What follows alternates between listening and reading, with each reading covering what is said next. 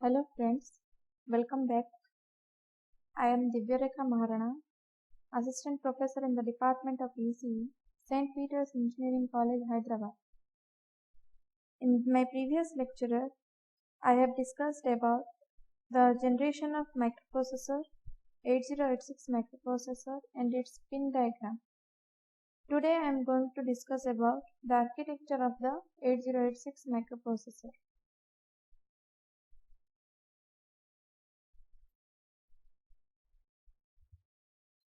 So here you can see the 8086 microprocessor architecture.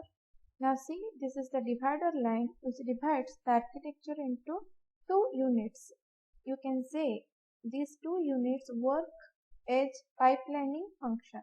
The two units are execution unit and bus interface unit. Both these units are connected through a instruction queue, that is a 6-byte instruction queue. So what is the function of bus interface unit and execution unit? Bus interface unit fetches instructions, reads data from memory and I/O ports, writes data to memory and I/O ports. Means we can say that the bus interface unit is going to connect the processor to the outside world. Execution unit. It executes instructions that have already been fetched by the bus interface unit. Means once the bus interface unit work is done, after that the execution unit is going to execute the data is present in the memory or data came from the memory or the I/O ports. So we can say that bus interface unit and execution unit function separately.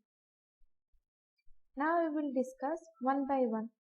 First one is the bus interface unit. Here we can see the bus interface unit consists of an address generator, the segment registers, the instruction pointer, internal communication registers, bus control logic, and it is connected to the instruction queue. Means the bus interface unit, as I told, it is connected to the outside world. Means whatever the data or information came from the I/O ports or memory, that is going to be stored inside the instruction queue. Here you can see the instruction queue. The first byte is connected to the execution unit. Means once the first byte will be entered in the bus instruction queue by the bus interface unit, that byte is going to be fetched by the or executed by the execution unit. So here we can say the instruction unit works under FIFO architecture or FIFO structure. First in, first out structure. Now here see the address generator. This is used to generate 20-bit address, and here you are having 4 segments. All are 16-bit segments. CS stands for port segment, DS stands for data segment, SS stands for stack segment, and ES stands for extra segment. Here you can see the total 1 MB memory, that is 8086 is having 20-bit address bus. So 20-bit address bus is having capacity of 1 MB. That complete 1 MB memory is divided into 64 KB of segments, and there are 16 segments of each of 64 kilobyte. So 16 multiplied by 64 kilobyte, that is nothing but is equal to 1 MB of memory. Each segment is having 4 segment registers. That port segment is having port segment register, data segment is having data segment register, stack segment is having stack segment register, and ES is having, that is extra segment is having extra segment register. So the 8086 can directly address 4 segments at a particular time. Programs obtain access to port and data in the segments by changing the segment register content to point to the desired segments. Now here you can see one example how the segments you are assigned. What is overlapped segment, fully overlapped, partially overlapped segments. Now here see segment 0. Once segment 0 is over, then segment 1 is started. So these are known as the continuous segments. Here you see before completion of segment 1, segment 2 has started. So this portion is nothing but the partially overlapped portion. Next, you see here, when segment 2 started, in the same time segment 3 also started. That is known as your fully overlapped segments. And next, now see segment 2 and segment 4. Segment 2 ended after some memory locations. Segment 4 has started. So there is no connection between segment 2 and segment 4. That is known as your disjoint segment.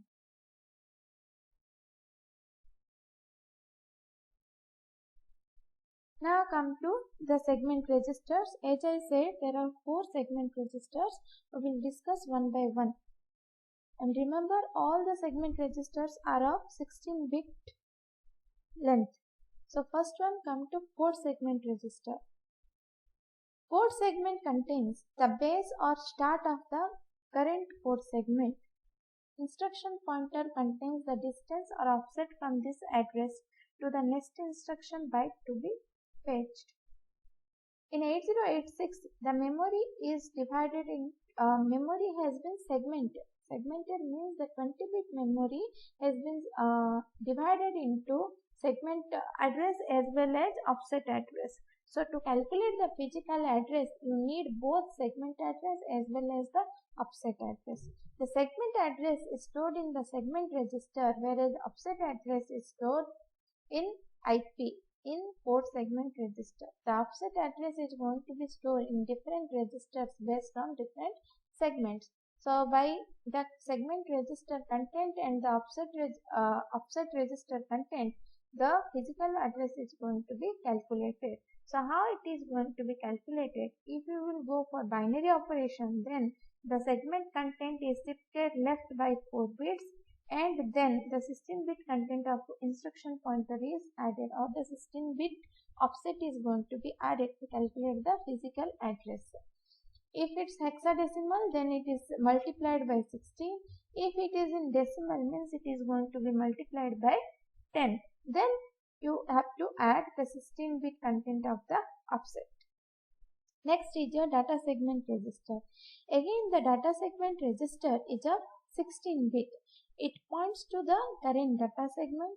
Operands for most instructions are fetched from this segment. Generally, whenever we are going to use the memory, or we are going to write a program, at that time we are using the data segment register. For data segment registers, the offsets are going to be stored in source index register and destination index register. Then stack segment register. Again, it's a 16-bit register. It is used to point the current stack. Here, the 20-bit physical stack address is calculated from the stack segment and stack pointer for stack instructions such as push and pop.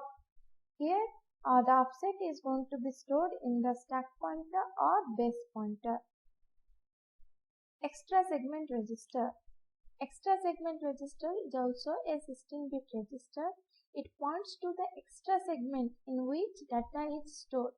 Generally, if we are using data segment and the data segment memory has been exceeded, then you are going to use the extra segment. Extra segment is nothing but you can say it is one kind of data segment. String instructions use the extra segment and destination index to determine the 20-bit physical address. So here we can say that data segment register uses the source index register to store the offset, and the extra segment register uses the destination index register to store the offset. Let's come to the instruction pointer. Instruction pointer, you can take this as a special register. Again, it's a 16-bit register.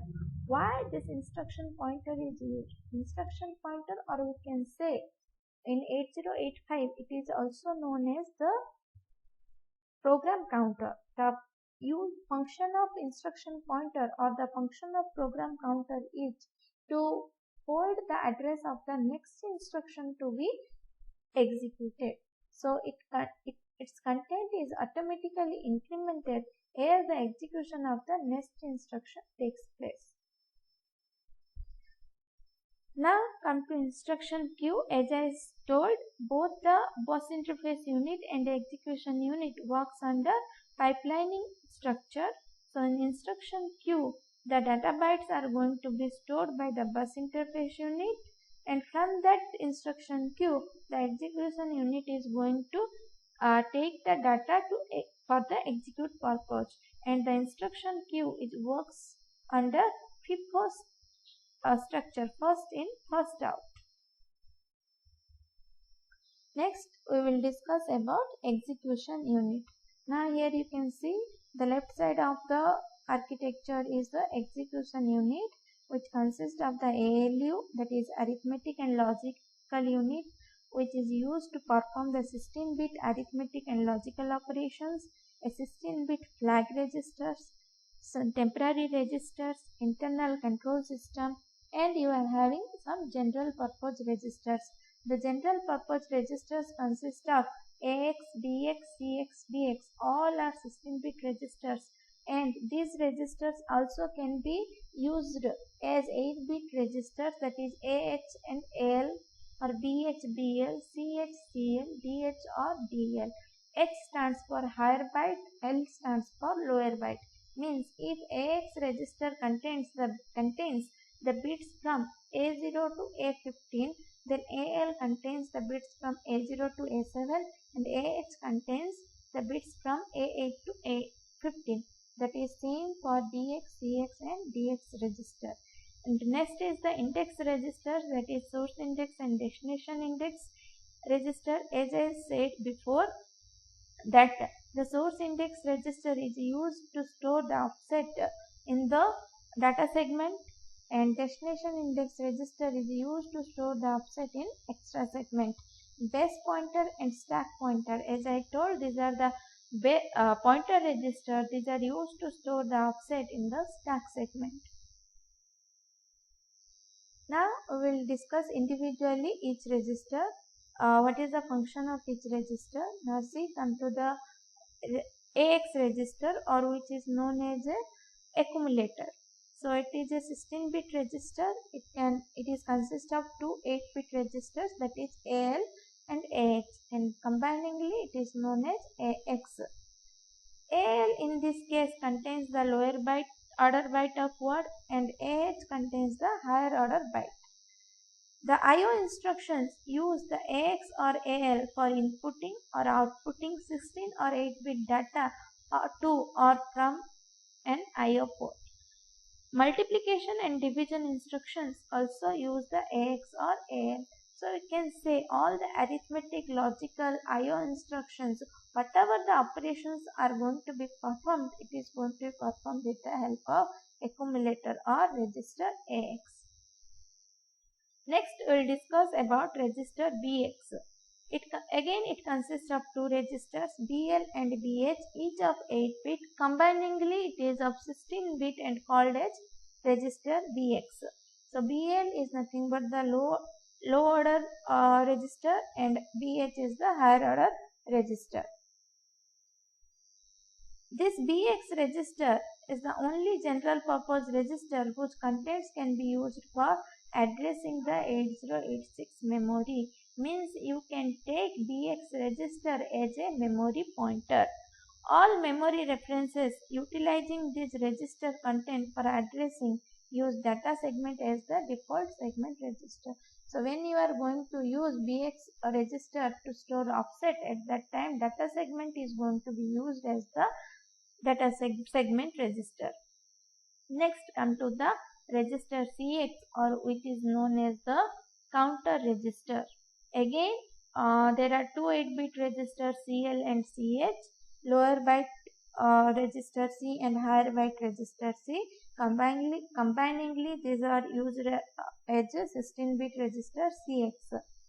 When combined, CL register contains lower order byte word and CH contains the high order byte. Instructions such as shift, rotate and loop use the contents of CXH counter. Generally, CX register is known as counter register because whenever there is a need of count in case of shift, rotate and loop instructions, at that time the count value is going to be stored in the CX register. For 16-bit operation, CX register is used to store the count value, and for 8-bit operation, the CL register is used to store the count value. Here you can see an example. The instruction loop stack automatically decrements CX by 1 without affecting flags and will check if CX equal to 0. If it is 0, 8086 executes the next instruction. Otherwise, the 8086 branches to the label stack. Next, come to the data register or DX. Again, there are two 8-bit registers, DL and DH. Combiningly, they are used as 16-bit register DX. DL contains the lower byte and DH contains the higher byte. So, why DX register is used? It is used to hold the high 16-bit result or data in 32-bit multiplication, or you can say 2 16-bit multiplication operation, or in division operation it is used to store the result. In case of division, it is used to store the remainder. Then come to the pointer registers. There are two pointer registers. One is the stack pointer, another one is the base pointer. And these two registers are used to access the data in the stack segment. Stack pointer is used as an offset from the current stack segment during execution of instructions that involve the stack segment in the external memory. Stack pointer contents are automatically updated, either incremented or decremented due to execution of a push or pop instruction. Similarly, base pointer also contains an offset address in the current stack segment, which is used by instructions utilizing the based addressing mode. Next, come to the index registers, that is source index and destination index registers. As I told you before, these are used for index addressing, and source index is used as an offset in the data segment register, and destination index register is used to store an offset in the extra segment register. Now come to the flag register. Here you can see the flag register is also 16-bit register, but out of which only 9 flags are used. Carry flag, parity flag, auxiliary carry flag, zero flag, sign flag, trap flag, interrupt flag, directional flag, and overflow flag. Out of these 9 flags, we can say there are 6 conditional flags and 3 unconditional flags. The unconditional flags are nothing but the directional flag, interrupt flag, and trap flag, whereas the conditional flags are overflow flag, sign flag, zero flag, auxiliary carry flag, parity flag, and carry flag. So what is a carry flag? This flag is set when there is a carry out of MSB in case of addition or a borrow in case of subtraction. Means when the ALU is going to perform an addition of 8-bit or 16-bit data, if there is a carry occurs, then the carry flag is going to be set. If there is no carry, means the carry flag is reset. Similarly, in subtraction operation, if there is a borrow, then the carry flag is going to be set. If there is no borrow, then the carry flag is going to be reset. Next is the parity flag. This flag is set to 1 if the lower byte of the result contains even number of ones. For odd number of ones, set to 0. Means if the lower byte of the result of a 16-bit operation contains even number of ones, then parity flag is set to 1. If it is having odd number of ones, then the parity flag is set to 0. Next come to auxiliary carry flag. When it is going to be set? This is set if there is a carry from the lowest nibble, that is bit 3 during addition, or borrow for the lowest nibble, that is bit 3 during subtraction. Means if there is a carry or borrow from higher nibble to lower nibble to higher nibble, then the auxiliary carry flag is going to be set.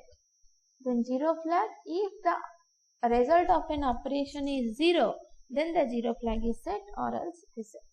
Sign flag, this flag is set when the result of any computation is negative. Sign means if the result is negative, the sign flag is 1. If the result is positive, then the sign flag is 0. Next come to overflow flag.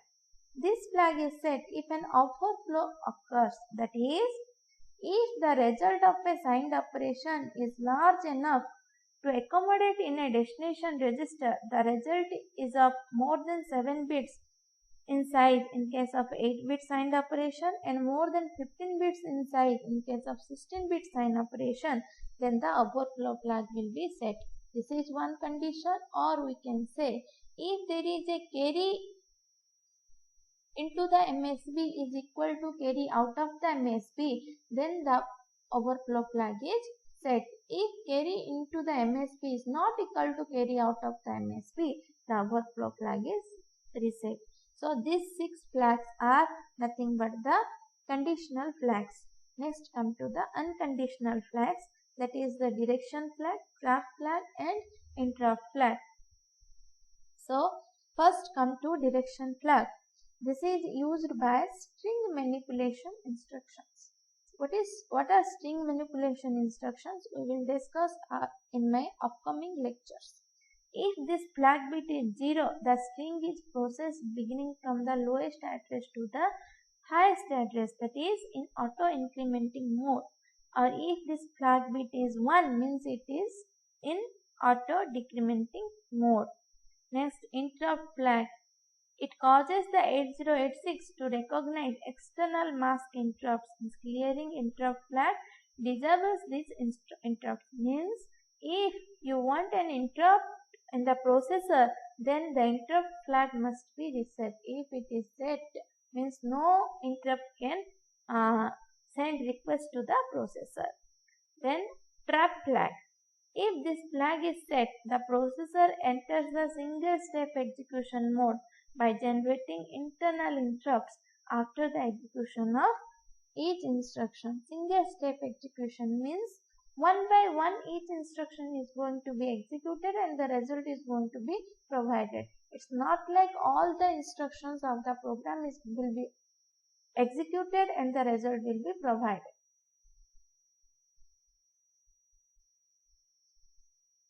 So whatever the registers we saw, the registers are categorized into 4 groups. That is general purpose registers, your AX, BX, CX, TX as 16-bit registers, and ALH, DLBH, CLCH, DLDH as 8-bit registers. There are 2 pointer registers, 16-bit pointer registers, that is stack pointer and base pointer. There are 2 16-bit index registers, that is source index and destination index. There is one instruction pointer that is of 16-bit. We can consider this as a special purpose register also. There are 4 segment registers, that is port segment, data segment, stack segment and extra segment, and there is a 16-bit flag register. The flag register content with accumulator content is known as the program status word, or it is also referred to as PSW. So here we can see in one table the functions of the registers. So here you can read out whatever I said, the same thing has been written over here. In my next lecture, I will discuss about the addressing modes and instructions. Thank you.